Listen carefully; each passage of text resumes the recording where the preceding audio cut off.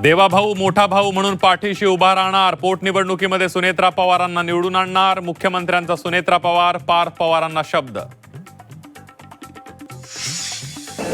एकनाथ शिंदे भाकरी फिरवण्याच्या तयारीत. शिवसेना पक्ष संघटनेत फेरबदलाची शक्यता. मंत्र्यांचा 1.5 वर्षांच्या कामाचा अहवाल मागवल्याची सूत्रांची माहिती.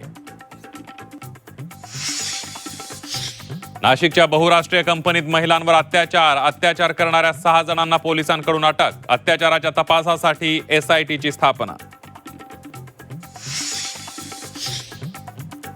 भंडाऱ्यात गॅस सिलेंडर बुकिंगचा घोळ. ग्राहकांना OTP आला, सिलेंडर डिलिव्हरीचा मेसेज आला, मात्र सिलेंडर मिळालंच नाही. ग्राहकांमध्ये संभ्रम.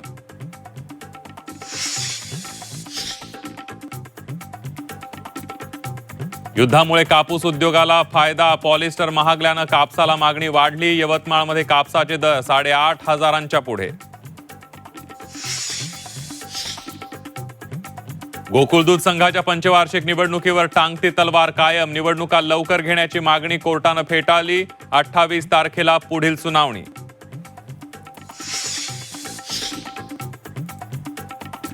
उन्हाळी सुट्टीमध्ये एसटी प्रवाशांच्या खिशावर अतिरिक्त भार. एसटीच्या तिकीट दरात 10% वाढ.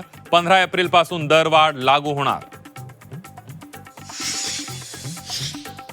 झी 24 तासचे मुख्य संपादक कमलेश सुतार यांना राज्यस्तरीय आचार यात्रे संपादक सन्मान पुरस्कार. रायगड प्लेस क्लब कडून कमलेश सुतार यांच्या शोध पत्रकारितेचा सन्मान. आणि युद्धविरामानंतर सोन्या चांदीला नवी झळाळी. सोनं 3,600 रुपये तर चांदी तब्बल 10,000 रुपयांनी महाग.